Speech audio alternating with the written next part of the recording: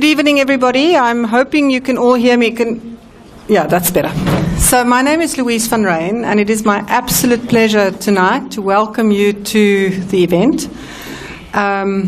We are starting. We were determined to start on time. So thank you very much for everybody who is here on time.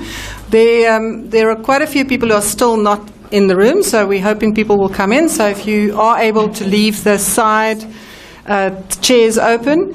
This morning, I got a list from Melissa, and there were 220 people registered, and Tony, the headmaster of this beautiful place, will tell you that there are 220 chairs. So I went, oh, thank goodness, it's all fine. About 10 minutes later, I got an email from Rhyn to say, there's 65 people from Sopakama who's not on your list. So I started to count every cancellation. Thank goodness we have another seat. So this is going to be an interesting event. We've never had quite such an overflowing place. So, with that little story out of the way, so this program, some of you may know, but what we've also heard many times from people who come to these celebration events that they say, don't assume that we know exactly what's going on. You need to tell us a little bit about the background and why we're here. And so, let me find out who the people are in the room who have been to a few Partners for Possibility events, let me start by anybody who's currently involved with Partners for Possibility and have been either as a principal or as a business leader. Can I just see their hands? So lots of them in the room. And then other people who've been to a few of our events. So they're not part of the PFP community, but they've been to some events. And then there are people for whom this is the very first Partner for Possibility event. Can I see who they are? Wow, I love this. So for you, we have to just say the following. We've been trying to say, how do we tell our story as quickly and efficiently as possible? So I'm going to show you the video that tells the story in 2.5 minutes. And then for the rest of the evening, we're going to celebrate the story. So the story started 6 years ago, when Ridwan Samudin from Kaname Primary said yes to an invitation, and that started the whole thing, so that's all his fault. But I'll give you the very quick, just for those of you not familiar with what we are celebrating tonight, if I can get this to work. It's not a bad thing to be on our radar, and you're going to hear tonight from people who've been on the radar and then got hooked and you're going to hear their stories.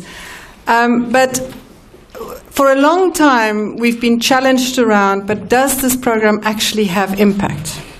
So a little while ago, on the 14th of June, we were able to release the results of an independently funded, I believe those are the big words, independently funded, it's actually funded by the D.T. Murray Trust, independent evaluation on the impact of Partners for Possibility. And the researcher, Dr. Andrew Hartnack, I don't think he's here tonight, is he? When he had to do the feedback to people, was a bit embarrassed, because researchers don't do this. Researchers don't say 100% of people enthusiastically felt the program was relevant. They go, 99 point, but of the 20 principals that they studied, all 20 said, loved the program, felt it was relevant, very positive about the content, found value from being part of the program, found value from having a business partner. So at the moment, so far, we have 455 of these partnerships. That means that we are impacting, it's hard to say the exact numbers, but more or less 11,000 teachers, 180,000 families, and 364,000 learners. That's a big impact for a very small group of people around the country. So our goal is to get to 2,000 partnerships. So we 25% into the process now, almost 25%. And that we want to get to 2,000 because that will be 10% of the system, the part of the system that need help. And in order to do that, we need all of you. So our hope tonight is that we're going to inspire you, that you will want to get involved in some way, shape or form.